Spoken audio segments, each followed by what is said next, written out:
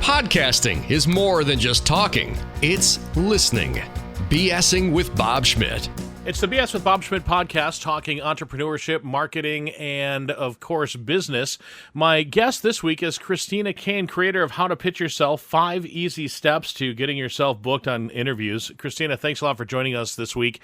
Let's talk about getting ourselves out there, getting our name marketed, and making people want to see what it is that we're pitching. No, thank you so much for having me. I'm super excited and passionate to always talk about marketing, so it's a pleasure to be here. Thank you so much, Bob. So how do we get ourselves out there? How do we make ourselves more open and more available to our clients?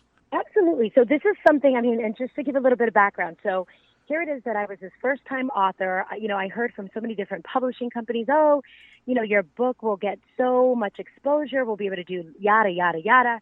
And, they put this great package together, super pricey.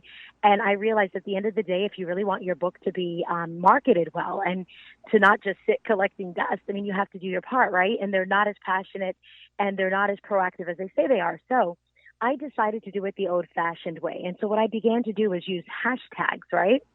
And so it would connect me on different social media platforms.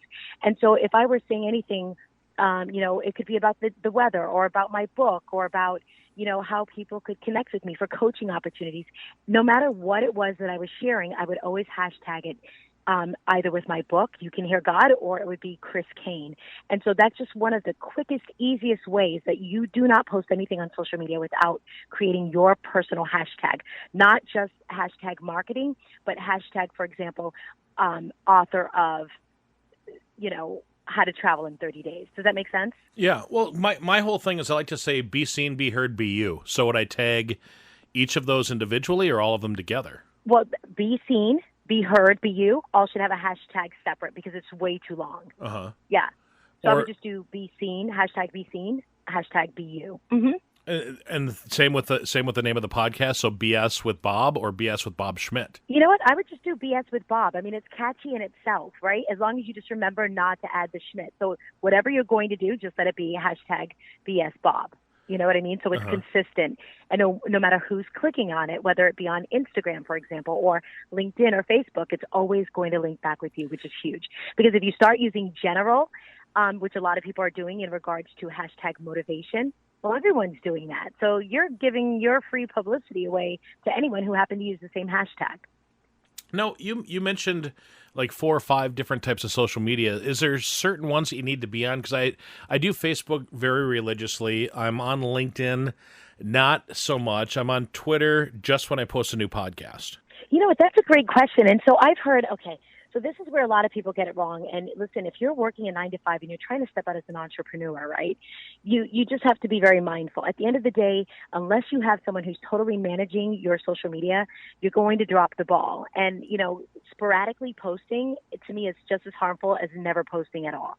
So you want to be consistent. So I've told even my own personal clients, if you're not actively utilizing social media, all 4 of them, posting, morning, mid-afternoon, early evening, then you just don't need to handle that platform. So, for example, I tell and I recommend 2 platforms that you utilize consistently, and you will have amazing results just doing that.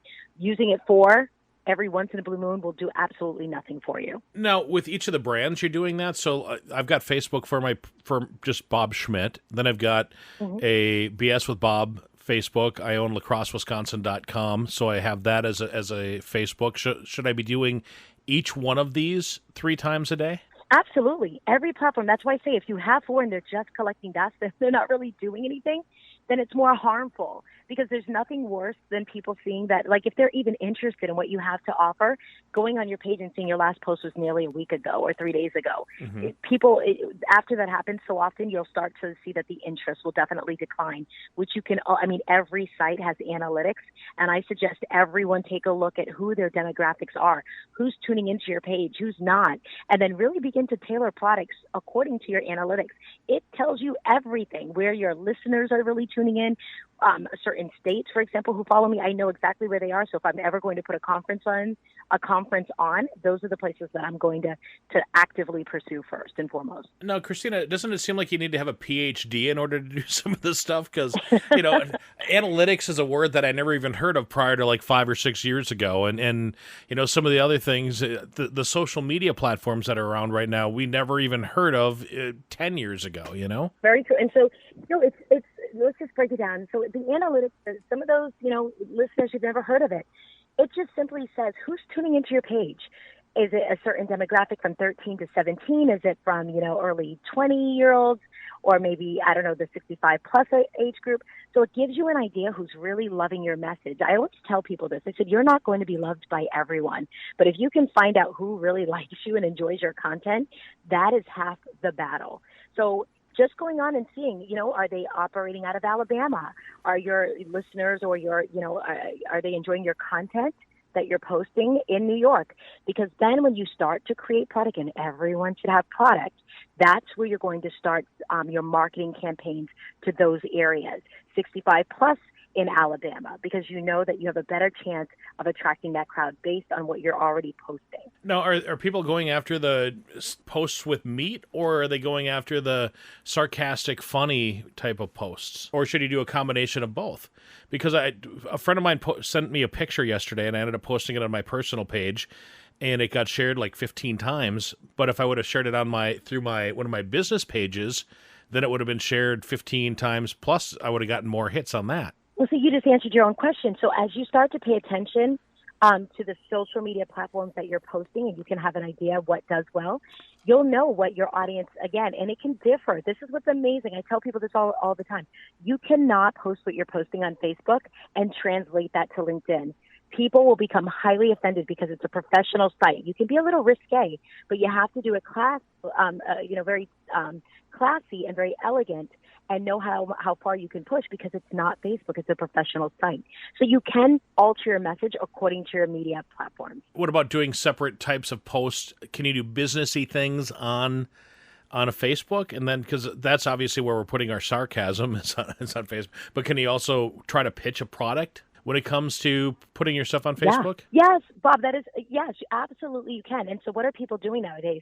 We're all seeing some of these ads that are tailor suited to us, right? So let's just say I saw this amazing makeup that I was drawn to and I click like on it. Well, all of a sudden, Facebook is now, it's almost like they have their sensors as to what you're drawn to, right? Mm-hmm. They're studying our patterns and buying and what we're drawn to. And so at the end of the day, it's the same thing with you. If you have a book that you just wrote and you want to share it, you're going to have an idea based on your analytics who the best crowd would be to advertise that to. And so people are buying, Facebook postings and literally enlarging their audience. So the potential to literally create sales is so there. Cristina, you mentioned earlier about doing the hashtag. So let's say you just wrote your book, and you've got a post up on LinkedIn, and you've got a sarcastic post on Facebook, and you've got just a quick link on Twitter. Are you tagging each of those with that hashtag? Absolutely. And this is the difference. So I'll give you a perfect example. So when I'm on Facebook, I am more fun. I'm cutesy crisp. I'm like, listen, let's chat, let's dish a little. That's because it's more personal, and it's not that whole professional attachment to Facebook. So I can be over the top. I can share, funny quotes because people expect that of me. That's mm-hmm. my brand. But when I switch it over to LinkedIn, I still have a little bit of that casual, sexy vibe, but it's definitely professionally minded. So it's all about, guess what? I can post a cute selfie, but now the selfie's saying, okay, this is how you can generate, more client awareness or more exposure to your brand. So reach out to, Cain and Cain PR, hashtag Cain. You see what I mean? Mm-hmm. I'm using the selfie there to generate business on LinkedIn. But on Facebook, I'm still using the same hashtag, but just to have a little bit more fun. You just have to know how to tailor your audience based on what they expect from you. So if I start posting something super serious on Facebook, people won't get it because that's not what they're expecting. It's all about branding and how to create identity branding as well. Well, here's a weird question then, because you said, you can be kind of sexy on LinkedIn. Now, has the Me Too movement changed any of that thought process when it comes to how sexy you can be when it comes to posting things on a business site? Well, I'll tell you this because, again, and that's why I shared it has to be classy and it has to be elegant. Because if you post a really attractive headshot, right, or you post yourself doing something really remarkable, maybe you're, I don't know, you're in the Bahamas and you just came from a speaking engagement. Yeah, there's this sexiness. You might have a sunflower dress on and you're posting. That's expected. It's, we have to be mindful, with the whole Me Too movement. But no, at the end of the day, sex sells, and I'm not promoting that, but people are still going to be drawn to that, and people are still utilizing it, both male and female. Right. I'll tell you what, if you ever see me in a sundress, you better take a lot of pictures because that's going to be the one time, one and done right there. I'm telling you that right. I'm telling you that right now. Oh, God, Bob. Hey, you got to have a little bit of humor in what you do, right? So how do we pitch ourselves? I know that you've got a webinar, How to Pitch Yourself. How do we pitch? How do I take Bob Schmidt and send Bob Schmidt out there to the masses? Yeah. So listen, we have to be so clever. I see this. Oh my God. Can I vent a bit here? Can I share a little bit of my heart and rant? Yeah. Okay. This is one of the worst things. And if you're doing this, I'm getting ready to write a social media etiquette book. And it's so many people were just drawn to it. They're like, Chris, we need that. People get fired for what they post on social media. So there's nothing worse than if I post an amazing posting on LinkedIn, for example, and you have about, 10 people because they see that a lot of people are clicking on it. Then they're going to go and put their website underneath my posting. That is extremely tacky. That's not a way to increase your brand. In fact, it's going to piss people off. You shouldn't do it. You don't go and post your headshot, your picture under someone else's posting. So we just have to be mindful how we utilize it. So for example, even with yourself, as you're sharing, there's a way to build collaboration, build your network. I tell people all the time, make friends before you pitch business. People will connect with you and all of a sudden they're pitching you on their business. They have no relationship. There are people who will buy from you just because they like you. And I think that's the missing ingredient today. We're pitching without building relationship. Well, that boils down to everything. I mean, you walk into a grocery store nowadays, people don't say please, people don't say thank you. The people that work there look at you like you're wasting their time by asking them a question. Exactly. And that's, exactly. We're forgetting. Yeah, good point. It's so bad. That irritates. Customer service has gone to the wayside, and you're right. You need to start building those friendships back up in order to build your brand and to get your stuff out there. I think. No, it's totally true. I'm telling you right now, there are people who, before they ever even reached out to me to do business with me, they initially said, you know what, there was just something likable about you, or I trusted you. Why? Because I wasn't trying to just literally sell something immediately to someone. I was trying to be helpful. What can I do for you? I tell this to people all the time. When you reach out on social media, you know what? Say something clever. Show that you actually showed some interest in what they were doing. Go to their website. I was on a interview recently, a major interview, and you know what happened, Bob? He says to me, "You're the 88th interview that I've conducted, and you were the only person who actually mentioned any of the projects that I'm engaged with currently." He was shocked. So it showed interest in him. I wasn't just coming on a show. I wanted to also know about the host. And that's what we have to do. It's very important because that's what people are looking for, authenticity. And I'm telling you, once you've earned that, you'll earn clients, simply. Now, is that something you can learn? Because you and I had conversation a couple of days ago before we set up the interview, and I felt like that was a great conversation, like we had known each other for a long time, because a skill that I think that I have is a skill that I believe that you possess as well, that you make people feel comfortable when you ask questions based on the conversation, where a lot of people, just like that guy that you were talking about the interview, he wasn't used to people doing that. So is this something that we can teach, or is something that can be learned, or is it something that you just kind of have and you're born into? You know what, that's a great question. And so what I do as well is I'm a media coach. So I've landed national television. I help people such as authors, entrepreneurs, speakers who have never had any kind of media interviews, podcasts, blogs. I landed a magazine cover. So I have the ability through our PR boutique to do this for clients that are up and coming, and literally give them a platform to share their services, their products, their brand, what have you. And yes, it is a skill that can be developed. So I tell people all the time, yes, you've landed a podcast or you landed a radio interview.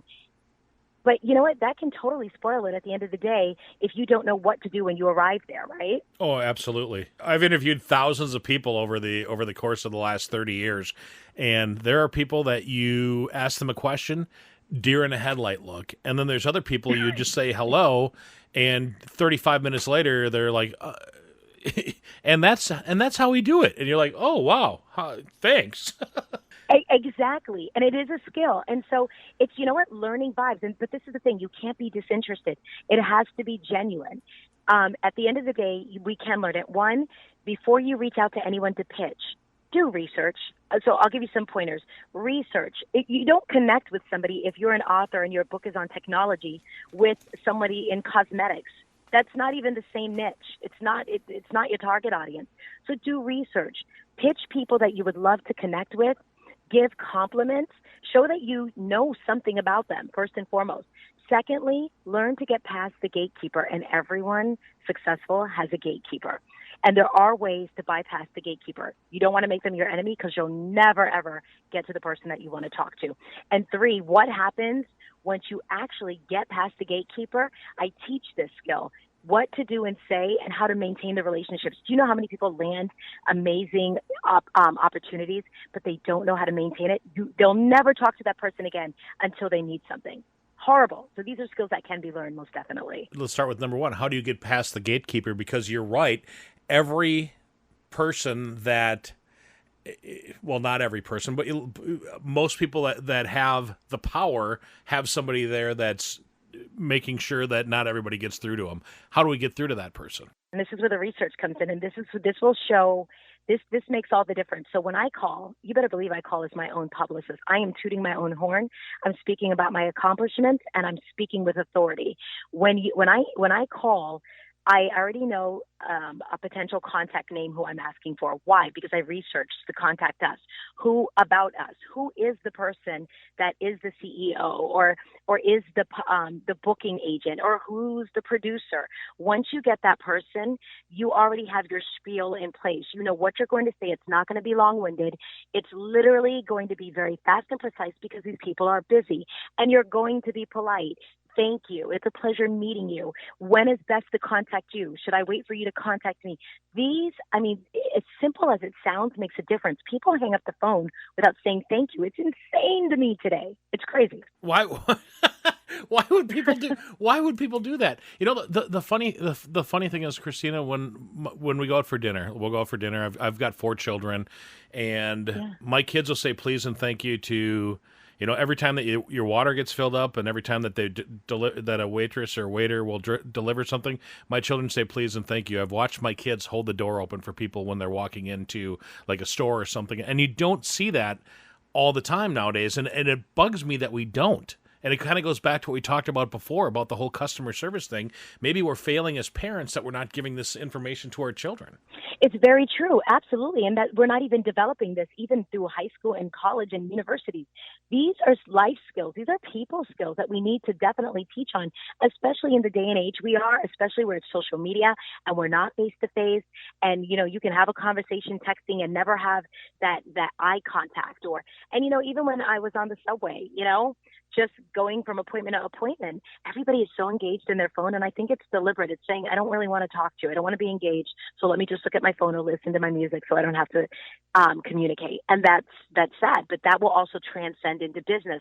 And that's why entrepreneurs fail. They do not understand that you still have to be personable, even though you're using technology. Right on. So you had mentioned earlier about you are your biggest PR firm, that you're darn right you're going to be talking about yourself. How do you get over that hump of talking about yourself? Because your mom and dad told you and your kids, stop gloating, stop doing this, stop doing that. And so pretty soon you hear that, and I don't want to tell people that I'm good at it. I can help you to do it, and I can help that person over there do it, but I have a hard time getting out of the shell in order to help my own self, to help my own brand. Well, you know what? That's a great question. And so many people suffer with that. And I used to, I did as well. I mean, we all go through that period where we don't want to seem overly, just like we're braggadocious or that, but at the end of the day, let me tell you something that I have learned. I've learned a lot of skills. I learned, and let me say this, this is very important. I believe in investing myself. So if I have to get a coach and I'm going to pay that coach and she's going to take me to the next level, I'm going to invest in myself. You are not an entrepreneur if you won't even spend money to invest in your skills and talents being further developed.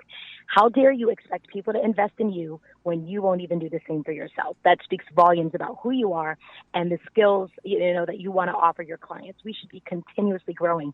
So learning that, Bob, for example, for you, you're an amazing person. I told you that from the first time, and we talked and we had some great conversations, and I gave you, a couple of ideas, right? And this is the thing. At the end of the day, you're doing amazing things.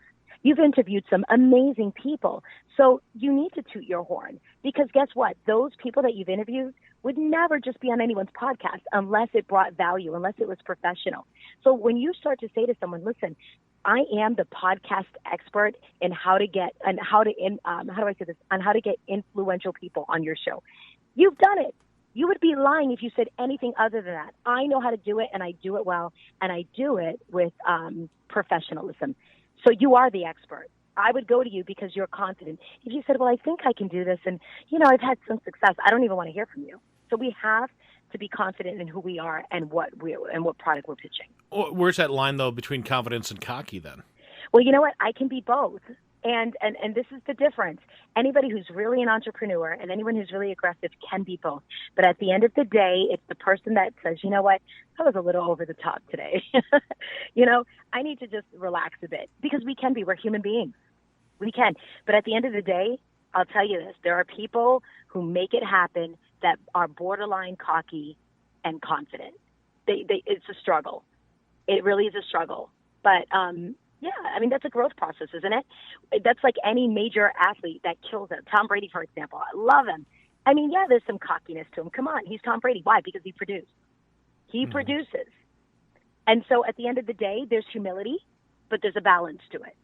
I want somebody, if I'm going to spend hard-earned money, I want somebody that I'd rather, honestly, cocky than semi-confident. It's not a bad thing.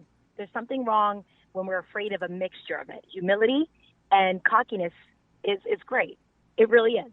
Not everybody agrees, but I think it's awesome. So when it comes to the first pitch, when it comes to you making that first call, or you finally get through the gatekeeper and you have that chance to talk with, the president of the company, how do you pitch yourself? What's the first thing that you say to, Mr. Fantastic?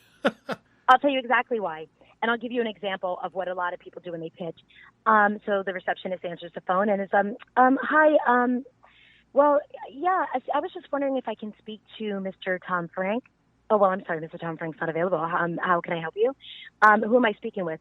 Oh, well, you can hear this, right? They're not prepared. Right. They don't know necessarily who they're asking for, and I'll tell you the difference. So when I call, instantly I know that I'm speaking, that I want to connect with Tom Frank. So is Mr. Tom Frank available? Who can I tell him is calling? Absolutely, Cristina Cain. I've reached out to him via email. We've had a couple emails go back and forth. I'd love to speak with him. Now they are more likely to pass me through. Or I sent him some material to look over, and I'm just calling to review that. See the difference? Mm-hmm. I'm already telling them we've had some kind of contact. I need to get through to him for the second time. Now, are you BSing him, though, on that? Or did you Not actually... at all, okay, so you actually did send the emails and you did have follow-up. Okay, conversation with them. Yes. Yes, and I can't give away all my secrets, but I will say this. You have to reach out first, and then you have to follow up. This is what I said. It's not an easy... I've landed national TV, magazines, the cover of a magazine. Why? Because of the follow-up. It's the research. It's the actual introduction, sending something via email.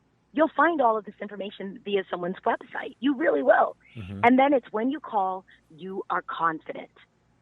So when they're speaking to you, they're not questioning your authority, because if you sound like you have authority, you're going to get through the gatekeeper.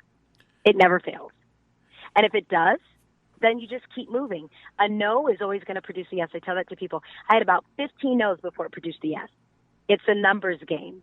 But most people give up, though. You get 3 no's, and pretty soon it's like, well, the hell with it. I'm not doing this anymore. It frustrates me. I'm going home. I cry into my pillow at night. I can't take another no. Ah. So watch this, Bob. It's all about perception, right?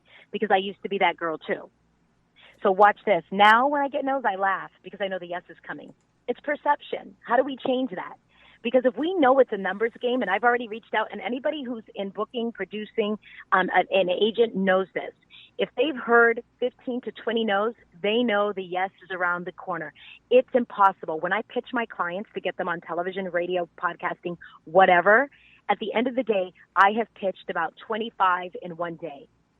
You cannot tell me it's not going to produce about 3 to 4 replies. It always does, whether it's in the first day or the third day or by the end of the week. But it's a numbers game. So if you stop at 5 or 10, you've done yourself an injustice. You've wasted valuable time and energy you've already inputted, and you're not going to see the results because you refuse to keep going till you get your yes. And when you get that yes, you'll never stop that process because you'll understand it's a game. You have to mentally prepare for the game. Any luck involved? Not at all, because at the end of the day, luck implies that you did no research. Luck implies that you just got through. You happen to be sitting at a bar, and this guy that, you wanted to connect with forever just happens to be there, or this woman that you've been No, it's at the end of the day, it's research. Everyone should have about 5 people that they would love to connect with that is totally out of their league. And if you have everyone that's in your circle and you're the smartest one, there's a problem. It's not a joke. Oh, I know. Absolutely. I tell that to my kids. It's like you're the sum of the 5 people you hang out with the most. I mean, that's the rule, Exactly. Birds of a feather flock together. And that being said, you need to find some eagles. Chickens, listen, you can have a couple chickens around you, that's fine. But you need to connect with some eagles. And eagles, I'll tell you this right now, are not going to connect with people who are not confident. I'm not saying be cocky in a negative way. There's that moment where I'm sure Tom Brady's like, oh my God, I'm scared. If I don't pass this ball at this defining moment, I'm done. I'm sure we all have those moments. But at the end of the day, he's like, listen, I have done this time and time again. The odds are in my favor. So that's why I said there's this confidence, slightly cockiness. That's not a bad thing. At the end of the day, it's researching and trusting in yourself and sounding confident. You do those things, I'm telling you, you're going to see success. It's impossible. Cristina, you mentioned earlier about the investing in yourself, and you said something about using a coach. How do you know what coach is going to be right for you? How do you know which person is going to be able to help you over that hump in order to get you to that next level of where you need to be? I'll tell you this. I say this all the time. Your tribe, your vibe attracts your tribe, right? There can be 10 coaches out there who are all doing, something that you would love to be involved in at some level, right? At the end of the day, these are some keys that I look for. So I'll reach out to all 10, for example, right? I look for the person that gets back to me. If they tell me they're going to call me at 9 o'clock and they don't, I'm not using them. They don't value time. There's no way you can coach me and you don't even respect my time. Mm-hmm. These are clues that people really, not only do you want them as a coach, you want to also do some research. You want to investigate if they're worthy of you literally pouring your money into. So it's your tribe. So if you are totally about time management, why would you have someone who doesn't respect your own time? They obviously have an issue with time management. That's not going to be your coach. And then once you get them on the phone, they're going to push you. They're not going to say everything you want to hear. That more than likely, as opposed to the person who's like, "Oh, you're great. We're going to have a great relationship. Everything's going to be hunky dory." I'm more kind of scared of those people. I want the person to say, "You know what? These are the areas we really need to address because this is why you're having a XYZ issue. But I can see the potential in you, and I want to groom you, but it's not going to be easy." That's the coach you're looking for. Well, if you want the person that's going to tell you, "Hey, you're doing great," call your mom. Exactly. She'll be the first person to do it. Exactly. You need that fine balance, and you know what? You'll speak their language. You just will. You'll know. You're like, oh my God, I feel like that person could be my friend. You want that in a coach because there's going to be days that you're aggravated and you're pissed off. Things aren't going well, and that person will understand you. They'll know when it's time to be coach or when it's time to be a friend. And that, like I said, it's a rare combination, but you have to do your exercise. You have to kind of do your homework and figure out if that's the relationship you want to invest in. And if you're not investing in yourself, there's an issue. Now, where's the line, though, between friends and coach? I mean, so let's say that you and I end up talking again and, where's the coach? Where's the friend? Where's the, how do you monetize something like that? That's brilliant because the minute you pay me, I'm now your coach. It's that simple. Meaning if there's money being transferred, it's coaching now. This is all about me coaching you and getting you where you need to be. And any kind of friendly, kind of fun conversations will not happen during our coaching session. People need to be very careful about that as well. You'll have people who will be your coach, and they'll spend all of that time kind of laughing and joking around. Not when you're paying. Time is money. So we can have that conversation. If I'm having a bad day, then you know what? You can actually call your coach and say, listen, do you mind if I have your ear? And a person that's really invested in you will make time to hear that side. And it has nothing to do with money. That's why I said you have to do your homework and figure out if that's the person that you can see yourself growing and being groomed to the next level with. Well, I'm going to bring it then another step further then, because I know that in your PR stuff, it says that, doing stuff on a shoestring budget. I'm assuming that coaches aren't a shoestring budget type of item. Well, yeah, listen, they range from all different levels, right? So you can have someone who's just started out and maybe they're charging, I don't know, maybe $1,200 for, I don't know, let's say 6 coaching sessions, right? And then, you could have somebody who's now at the 5,000 mark and, our businesses should scale. And there's a lot of people who don't know how to scale their business and their products. So, this is where you have to get somebody who's more advanced than you, who can take you through that process and get you where you need to be. And then, will release you to run and just, and they're content and fulfilled as a result of seeing you take off, running. Cristina, how do you get over the fear? Because I'm guessing that fear holds back most entrepreneurs. You're absolutely right. I think if you can get past the no's, which was a big thing for me because I used to take the no's personal. I no longer take it. I'm just like, this is just how I think. One of two things. If you tell me no, you're not ready or you want it for me. So anybody that I decide to take on, I'm more of a drill sergeant. I'm not for everyone. I tell that to everybody. If you think that I'm going to coddle and babysit you, I'm not the person. There are people who will do that, but I'm not the coach. That's why we have to spend time getting to know people. I am more interested in results and not excuses. I'm going to push you, but you're going to know that you're loved and you're going to get where you're supposed to be. End of story. Cristina, what advice would you give to the newbie just starting off? Get a coach. There's no way. You know why? Because at the end of the day, their past failures and all of their mistakes, why would you, in your right frame of mind, want to go down that route when somebody already has, and now you can just invest in yourself and not have to start at ground zero? That's what a legacy is all about. Why would you want your children to have to start from the ground up when you can produce something so phenomenal that they can just run and excel and generation after generation after generation? Same thing with coaches. A good coach wants to see you surpass them. Why start at the beginning? They have so much valuable insight on how to even pass that lower level. That's what I would do. Cristina Cain, a publicist, author, coach, and speaker from Cain & Cain Public Relations. Cristina, how do we find you? How do we find out more information about what we've been talking about? Yeah, thanks, Bob. So, everyone can check me out on Twitter at the Cristina Cain without the H, and also on LinkedIn as well. You can find me there, Cristina Cain, and also at theofficialcains.com. And I'd be more than happy to connect with them and give them awesome insight and valuable tips, and get you guys on some TV and media platforms so that you can further expand your brand. The BS with Bob Schmidt podcast is brought to you by Orange Computer. Find them online at orangecomputerlax.com. And by Tri-State Sound and Light. Find them online at tristatesound.com.